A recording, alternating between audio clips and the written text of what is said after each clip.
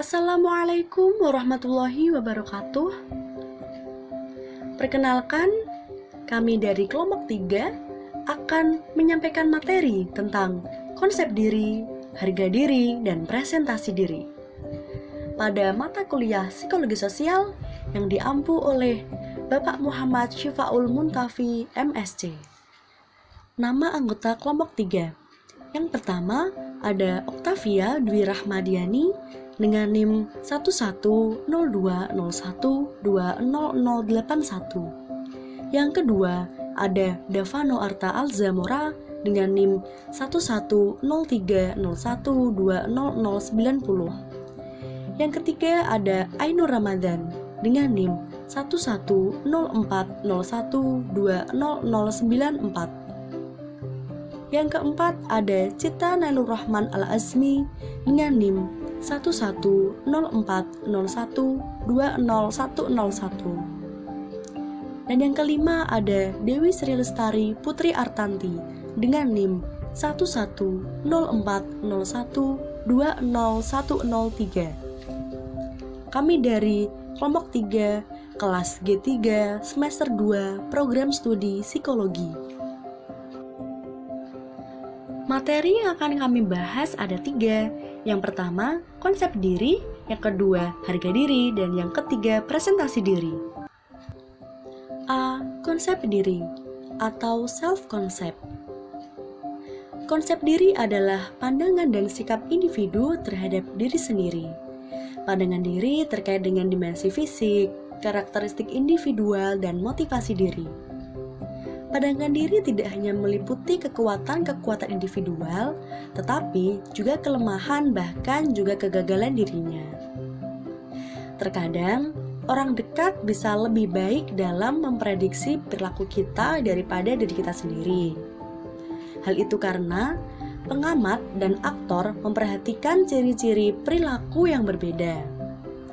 Terkadang, orang meletakkan informasi tentang diri mereka di web yang dianggap akurat oleh pengamat.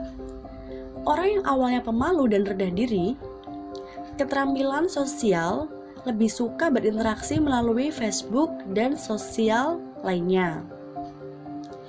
Pengalaman melalui media sosial tersebut dapat meningkatkan keterampilan sosial, dan peningkatan ini akan ditransfer kepada kehidupan mereka sehari-hari melalui interaksi sosial. Self-concept merupakan sebuah konsep bagaimana kita sebagai individu mempersepsikan tingkah laku, kemampuan, maupun karakteristik diri kita sendiri. Intinya, self-concept adalah gambaran siapakah kita berdasarkan penglihatan kita sendiri. Contohnya, ketika kita punya anggapan, saya adalah teman yang baik, berarti kamu punya pandangan atau self-concept bahwa kamu adalah teman yang baik.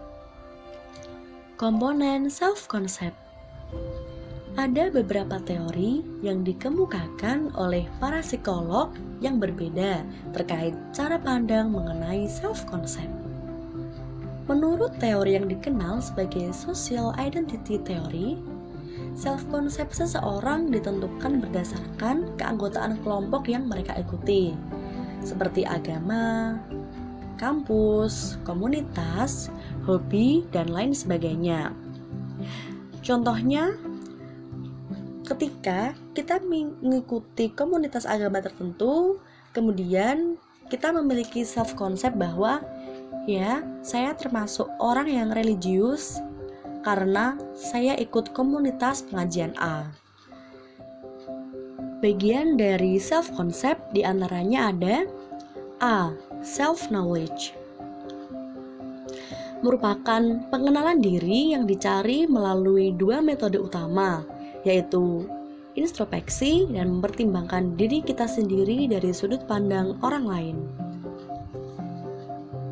Introspeksi itu rumit karena kita sering tidak memiliki akses sadar ke faktor emosional yang mempengaruhi pilihan perilaku kita atau apa yang sebenarnya membawa kebahagiaan.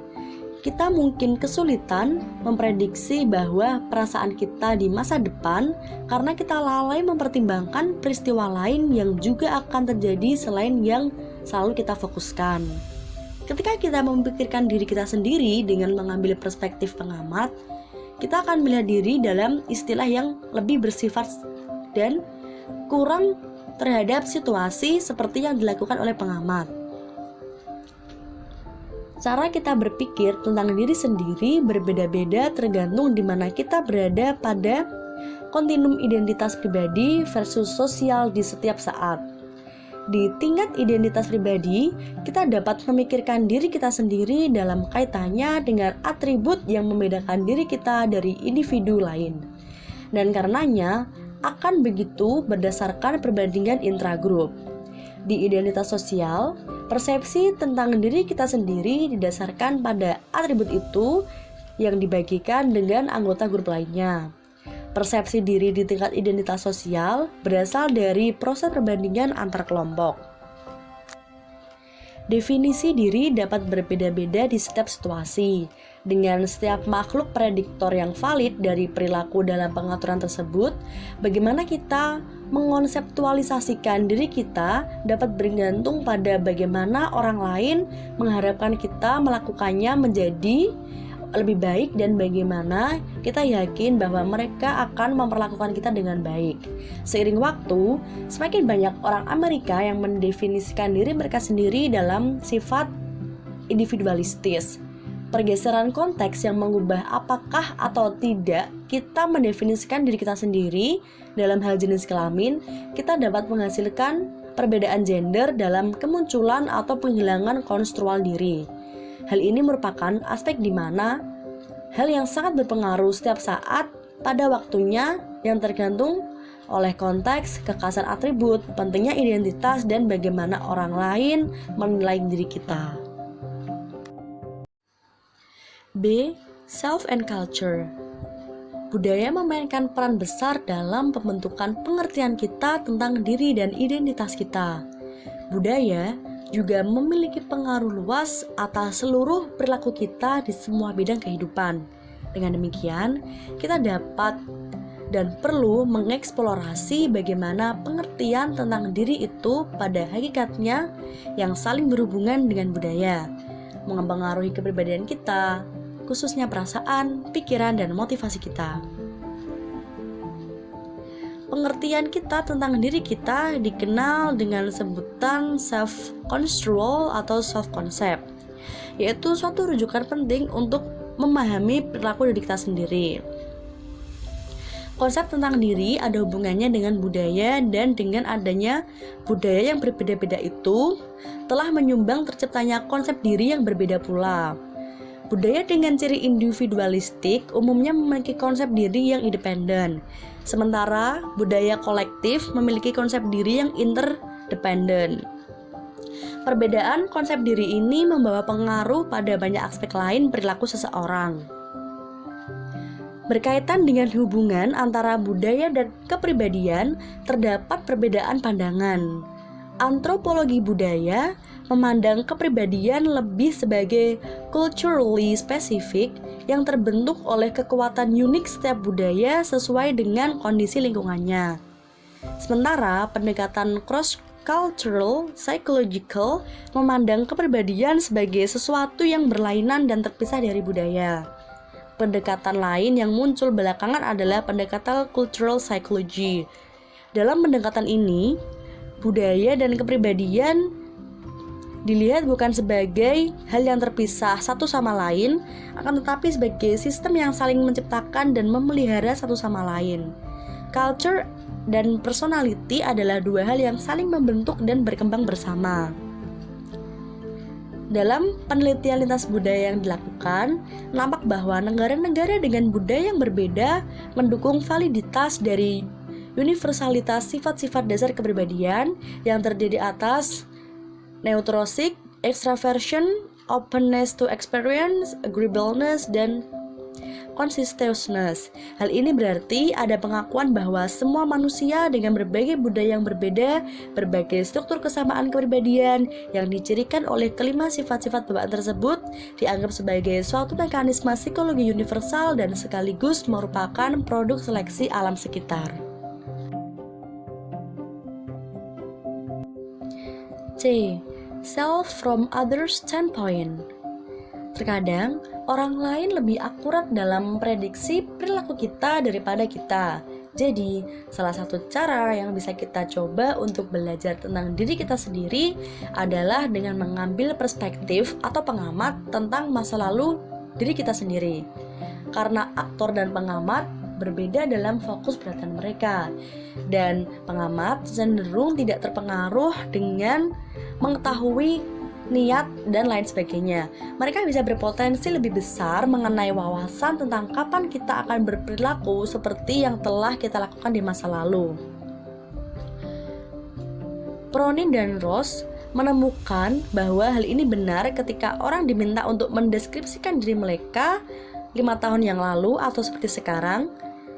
Diri saat ini dipandang berbeda dengan situasi yang berbeda, dan lebih jarang dikarakterisasi dalam hal disposisi atau sifat umum daripada masa lalu diri. D. Introspection. Salah satu metode umum yang kita coba untuk mendapatkan pengetahuan diri adalah melalui introspeksi, melihat ke dalam untuk menilai dan memahami mengapa kita melakukan hal yang kita lakukan. Ketika sampai pada pertanyaan mandiri tentang mengapa kita bertindak seperti apa yang kita lakukan, hasil yang salah dapat terjadi jika kita tidak memiliki akses sadar ke faktor-faktor yang benar-benar mempengaruhi tanggapan kita. Meskipun faktanya kita tidak dapat membuat penjelasan yang tampaknya masuk akal untuk diri kita.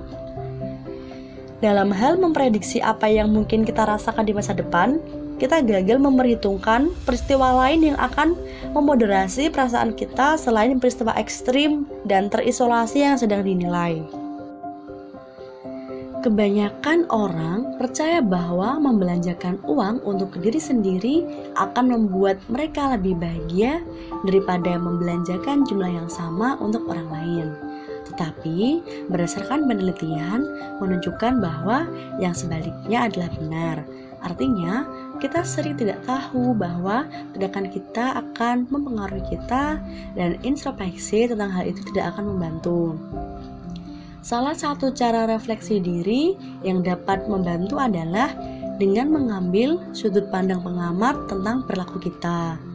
Melakukan hal itu menuntut kita untuk melihat diri kita sendiri dalam istilah yang lebih konsisten seperti sifat kita yang diartikan oleh orang lain, sehingga kita bisa lebih mengintrospeksi diri kita dengan bantuan pengamat atau orang lain. Personal versus social identity. Cara kita berpikir tentang diri kita sendiri dapat berbeda-beda, apakah diri pribadi atau diri sosial menonjol. Dengan perilaku kita berdasarkan intergroup atau kontras dengan anggota in-group lainnya, atau perbandingan antar kelompok atau kontras dengan out-group. Orang memiliki banyak identitas sosial yang masing-masing dapat memiliki implikasi yang agak berbeda terhadap perilaku, bergantung pada identitas sosialnya diaktifkan dalam konteks tertentu. Konteks yang kita temukan dapat mengubah aspek diri yang menonjol. Perbedaan gender akan dipamerkan paling banyak saat identitas kelompok gender kita menonjol, dan mereka mungkin tidak ada sama sekali saat yang lain identitas kelompok menonjol. Harga diri. Harga diri adalah sikap kita secara keseluruhan terhadap diri kita sendiri. Harga diri paling sering diukur dengan item eksplisit yang secara langsung menilai persepsi kita tingkat harga diri. Tindakan lain yang lebih implisit menilai kekuatan asosiasi positif atau negatif antara diri kita sendiri dan rangsangan yang terkait dengan kami, termasuk istilah, sifat seperti hangat dan jujur. Orang mungkin tidak menyadari implisit ini perasaan diri sendiri. Harga diri responsif terhadap pengalaman hidup, dan banyak lagi bentuk harga diri tertentu bergantung pada kinerja kita di dominan tersebut. Bahkan harga diri implisit pun bisa berubah dengan keadaan.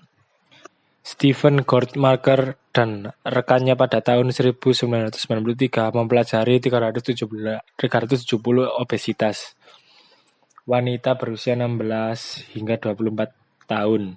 Ketika mereka menelaahnya kembali 7 tahun kemudian, 2/3 dari file perempuan masih mengalami obesitas dan kecil kemungkinannya untuk menikah dan mendapat gaji yang tinggi. Dibandingkan kelompok pembanding yang terdiri dari sekitar 5.000 wanita lain, bahkan setelah mengoreksi perbedaan skor tes bakat, ras, dan pendapat orang tua.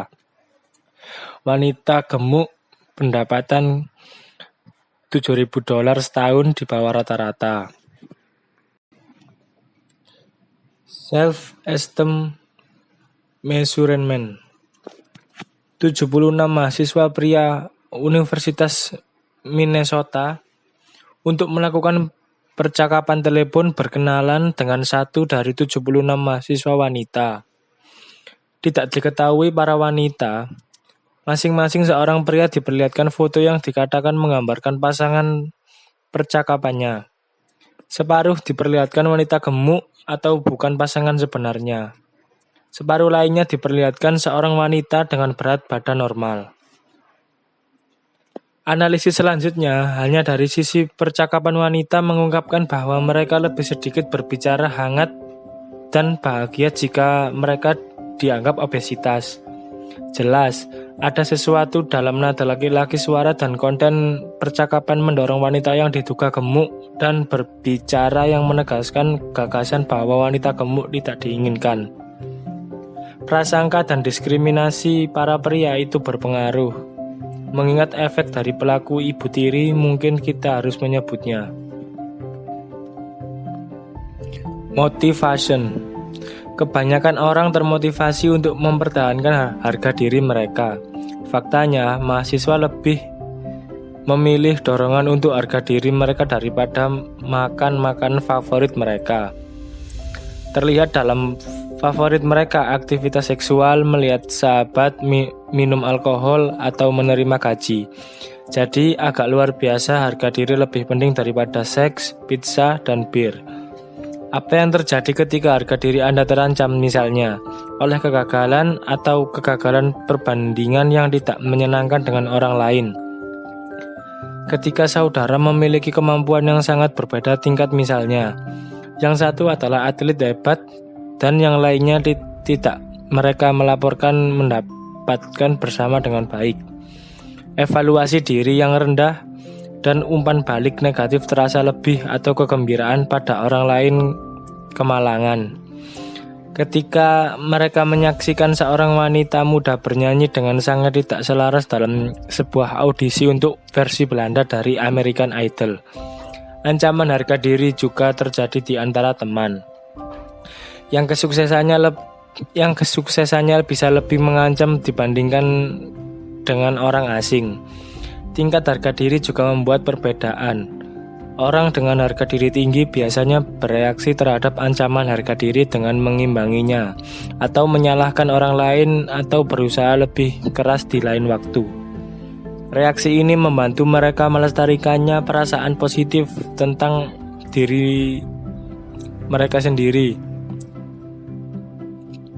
Orang dengan harga diri rendah, bagaimanapun, lebih cenderung melakukannya menyalahkan diri sendiri atau menyerah. C. Love is high. Kepercayaan diri yang tinggi memiliki banyak pengaruh dalam kepositifan memandang diri sendiri, sehingga akan cenderung merasa baik akan diri sendiri, juga memotivasi dalam menjalani hidup. Kepercayaan seseorang memiliki lebih banyak bakat dan positif kualitas daripada rekan satu memungkinkan seseorang akan merasa baik tentang diri sendiri dan memasuki stres.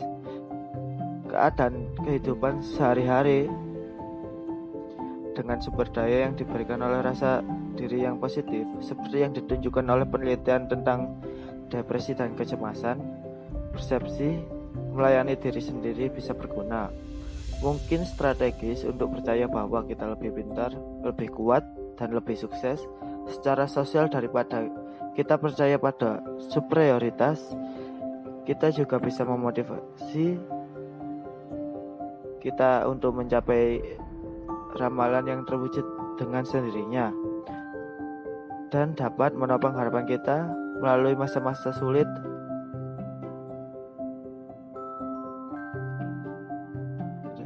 Harga diri yang tinggi memiliki manfaat lain. Hal itu menumbuhkan inisiatif ketahanan dan perasaan yang menyenangkan. Efek harga diri kecil, terbatas, dan tidak semuanya baik. Orang dengan harga diri tinggi lebih cenderung menjengkelkan, menyela, dan berbicara dengan orang daripada dengan mereka. Yang berbeda dengan orang yang lebih pemalu, sederhana, dan harga diri rendah. D. Self-efficacy adalah keyakinan bahwa seseorang itu efektif, kompeten, dan bisa melakukan sesuatu. Orang yang memiliki self-efficacy cenderung lebih gigih, tidak cemas, dan jarang depresi. Mereka juga menjalani hidup yang lebih sehat, sukses secara akademis. Jika kita menyukai diri kita secara keseluruhan, itu adalah harga diri. Ketika kita masih kecil, orang tua kita mungkin telah mendorong kita dengan mengatakan hal-hal seperti "kamu istimewa", dimaksudkan untuk membangun harga diri, atau "saya tahu kamu bisa melakukannya", dimaksudkan untuk membangun self-efficacy. Satu studi menunjukkan bahwa umpan balik self-efficacy seperti Anda benar-benar mencoba keras menghasilkan kinerja yang lebih baik daripada umpan balik harga diri, seperti kamu benar-benar pintar. Itulah self-efficacy. Talking positively to ourselves. Kenyataannya, dengan berbicara positif kepada diri sendiri agar dapat menjadi motivasi agar berhasil bagi seseorang. Namun tidak semua orang seperti itu. Tidak semua orang mampu menjadikan self-talk positively sebagai motivasi untuk dirinya sendiri. Menurut Wood et al. Pada tahun 2009, self-talk positively bagi sebagian orang bisa berguna, tapi bagi orang lain mungkin bisa menjadi bumerang atau merasa lebih buruk tentang diri mereka sendiri. Orang dengan harga diri yang rendah cenderung memiliki percaya diri yang rendah juga. Begitu juga sebaliknya. F. Women and men differ self-esteem.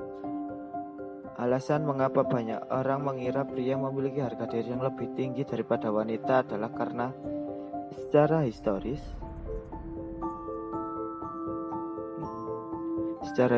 wanita menempati posisi status sosial yang lebih rendah dan seringkali menjadi sasaran prasangka.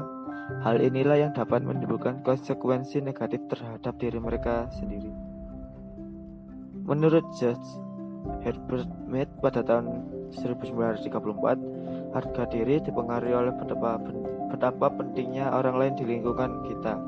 Wanita diharapkan memiliki harga diri rendah secara karakter dibanding pria, karena harga diri responsif terhadap perlakuan yang kita terima dari orang lain.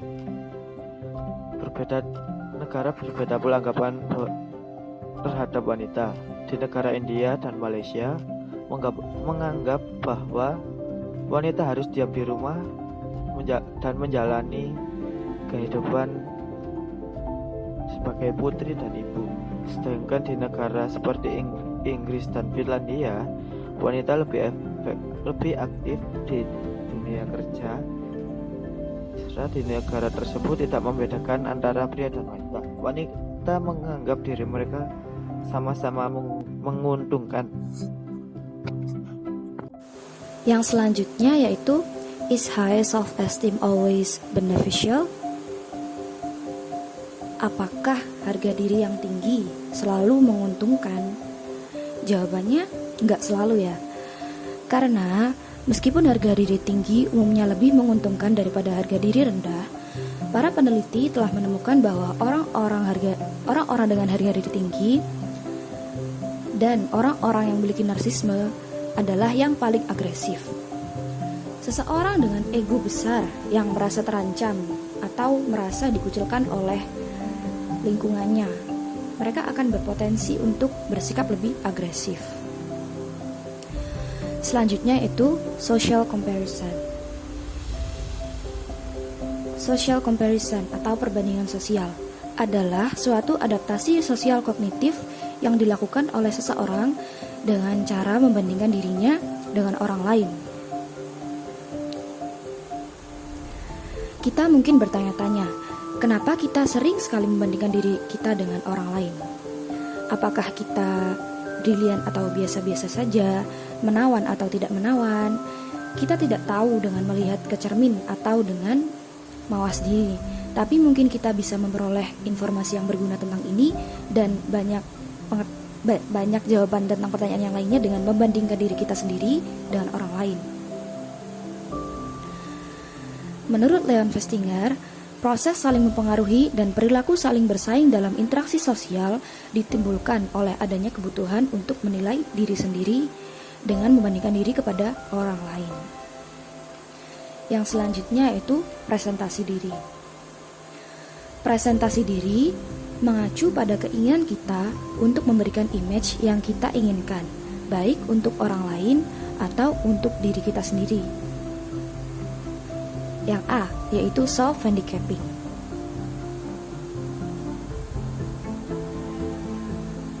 Self-handicapping memiliki makna seperti ini: melumpuhkan diri sendiri dengan perilaku yang merugikan diri sendiri, lalu melindungi citra diri dengan mengaitkan kegagalan dengan faktor eksternal. Intinya seperti ini. Self-handicapping ini salah satu cara melindungi harga diri dari anggapan orang lain. Sebenarnya, setiap orang tidak jarang yang bersikap seperti ini, termasuk saya. Kebanyakan sering. Nah, sikap seperti ini apakah normal atau termasuk gangguan? Self-handicapping ini bisa termasuk dalam metode pertahanan diri juga, tapi tidak banyak yang menyadarinya. Dan hal ini juga manusiawi. Semua orang bisa secara sadar atau tidak sadar mengalami ini. Tujuan dari self-handicapping ini apa sih? Terdapat dua tujuan yang utama. Yang pertama, agar dapat anggapan kasihan dari orang lain. Yang kedua, agar dapat penghargaan atau pujian dari orang lain. B. Impression management atau manajemen kesan. Manajemen kesan adalah usaha seseorang untuk menampilkan kesan pertama yang disukai orang lain. Manajemen kesan ini memiliki manfaat, yaitu orang yang menunjukkan manajemen kesan yang baik dapat mendapat keuntungan dalam berbagai situasi. Nah, terdapat dua kategori dalam impression management ini. Yang pertama, upaya untuk meningkatkan daya tarik kepada orang lain. Dan yang kedua, membuat orang terkait merasa nyaman. Ini meliputi penampilan fisik yang berkaitan dengan daya tarik dan daya tarik fisik individu. Sedangkan penampilan profesional berkaitan dengan dandanan pribadi, pakaian yang pantas, dan penampilan pribadi, serta kebersihan. Selanjutnya adalah social media can change behavior. Jadi ini akan terbagi menjadi dua kelompok, yaitu remaja yang mempunyai kepribadian introvert atau pemalu, serta remaja yang mempunyai kepribadian extrovert. Jadi pertama kita akan membahas dulu mengapa remaja yang mempunyai kepribadian introvert ini menggunakan Facebook. Jadi remaja yang mempunyai kepribadian introvert ini cenderung sulit untuk mengembangkan komunikasi dalam interaksi tatap muka. Nah, mereka menggunakan sosial media ini sebagai jalan pintas untuk menggantikan interaksi tatap muka mereka dengan interaksi online. Sementara untuk remaja yang mempunyai kepribadian ekstrovert, mereka menggunakan sosial media ini untuk menambah jaringan mereka serta menampilkan sisi positif dari dirinya. Setelah penggunaan Facebook, dalam hasil sebuah wawancara, orang yang mempunyai kepribadian introvert ini mengatakan bahwa dia ini dapat menemukan jati dirinya secara online. mereka merasa bahwa interaksi online itu lebih menyambut mereka daripada interaksi offline atau interaksi tatap muka. Sementara pengguna dengan kepribadian ekstrovert mengatakan bahwa dia dapat mempertahankan harga diri mereka yang tinggi dengan menggunakan social media. Selanjutnya adalah self-presentation tactics. Jadi terdapat 4 strategi dalam presentasi diri dan kita dapat menyesuaikannya sesuai dengan waktu dan kondisinya. Yang pertama ini adalah self-promotion, yaitu mencoba menampilkan diri kepada orang lain sebagai pribadi yang memiliki atribut positif. Contohnya, jika kita ingin orang lain ini menyimpulkan bahwa kita ini menyenangkan, kita dapat memilih untuk memberitahu mereka tentang pesta besar yang kita hadiri atau yang pernah kita selenggarakan sendiri. Selanjutnya adalah self-verification perspective, yaitu proses yang kita gunakan untuk mengarahkan orang lain agar setuju dengan pandangan diri kita sendiri dan menunjukkan bahwa negosiasi terjadi dengan orang lain untuk memastikan mereka ini setuju dengan klaim diri kita. Jadi misalkan kita itu yakin bahwa kita ini kurang dalam berkomunikasi ataupun kurang dalam keterampilan matematika, lalu juga pemalu. Nah, walaupun stigma ini itu terlihat negatif dibandingkan dengan misalkan kita dianggap sebagai orang yang ekstrovert, nggak pemalu, mempunyai kemampuan berkomunikasi yang baik, tapi kita tuh lebih suka kalau misalkan orang ini melihat bahwa kita konsisten dengan cara memandang diri kita sendiri, yaitu yang tadi sebagai yang kayak pemalu, berkurang dalam komunikasi. Tapi ada batasan untuk efek ini, yaitu orang yang takut mereka rendah daya tarik fisik tidak menghargai orang dekat memverifikasi pandangan diri ini. Jadi kita tuh nggak apa-apa kalau misalnya dipandang sebagai pemalu atau apapun itu, tapi kita tidak mau menganggap bahwa diri kita ini tuh jelek di mata orang lain, maksudnya secara fisik. Selanjutnya adalah ingratiation, yaitu ketika kita mencoba membuat orang lain menyukai kita dengan menyampaikan bahwa kita menyukai mereka atau memuji orang lain untuk menyanjung mereka. Contohnya kita baru pertama kali kenal sama orang, baru ketemu gitu. Mungkin kita bisa puji, oh makeup kamu bagus banget hari ini, atau baju kamu juga bagus banget hari ini. Dan itu kan menimbulkan perspektif dari orang itu kalau misalkan kita ini orangnya supel dan ramah. Yang selanjutnya adalah self-deprecating, yaitu merendahkan diri atau menyiratkan bahwa kita tidak sebaik orang lain. Misalkan yang tadi kita dipuji sama orang, kalau misalkan oh ya makeup kamu bagus banget hari ini, mungkin kita merendahkan diri dengan kayak oh enggak kok biasa aja gitu. Selanjutnya adalah self-serving bias, yaitu kecenderungan untuk melihat diri sendiri dengan baik. Self-serving bias dapat bersifat adaptif karena memungkinkan kita untuk menikmati hal-hal baik yang terjadi dalam hidup. Namun, ketika hal buruk itu terjadi, self-serving bias dapat memiliki efek maladaptif, yaitu menyebabkan kita menyalahkan orang lain atau merasa ditipu dari sesuatu yang pantas kita terima. Ada 4 macam self-serving bias. Yang pertama adalah self-serving attribution, yaitu kecenderungan untuk mengaitkan hasil positif dengan diri sendiri dan hasil negatif dengan orang lain. Contohnya, aku dapat A di mata pelajaran sejarah, ya karena aku belajar dengan keras, aku belajar sehari semalaman.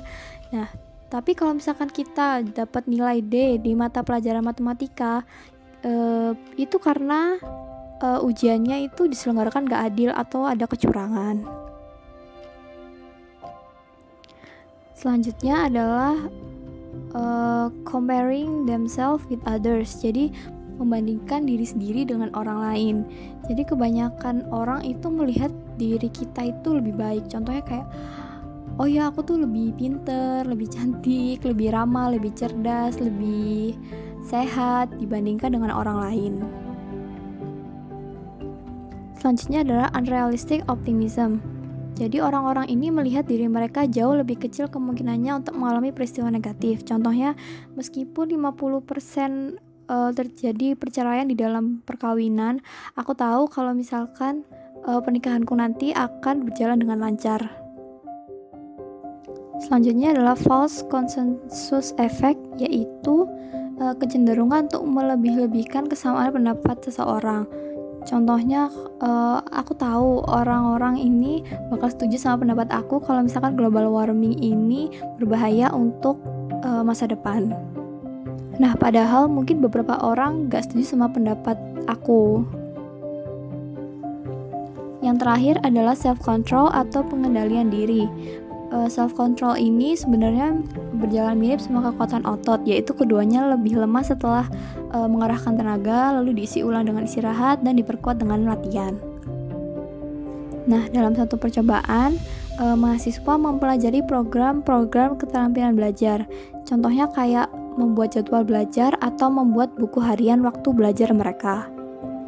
Lalu ternyata para mahasiswa ini itu ternyata belajarnya tuh lebih lama daripada kelompok yang nggak mempelajari keterampilan belajar. Mereka yang mempelajari keterampilan belajar ini juga cenderung nggak merokok atau nggak minum alkohol, dan mereka ini cenderung nggak meninggalkan piring kotor atau cucian di sekitar mereka, dan mereka juga lebih cenderung untuk makan makanan yang lebih sehat. Jadi kesimpulannya, mempraktikkan pengendalian diri di satu area tadi kan sebenarnya kan dia cuman mempraktikannya di dunia belajar, di dunia pendidikan. Nah, mereka ini bisa memperluasnya itu di dalam kehidupan sehari-hari mereka, kayak mereka nggak meninggalkan cucian kotor gitu. Jadi kalau misalkan kita membuat daftar panjang resolusi pas tahun baru dan melakukan semuanya sekaligus di bulan Januari, itu tuh nggak baik. Jadi strategi yang lebih baik itu adalah memulai dengan satu area, lalu membiarkan peningkatan kendali diri kita menyebar ke seluruh kehidupan yang kita tingkatkan, yang mau kita tingkatkan. Baik, presentasi telah berakhir. Terima kasih atas waktunya. Jika ada kesalahan kata, mohon dimaafkan. Terima kasih. Wassalamualaikum warahmatullahi wabarakatuh.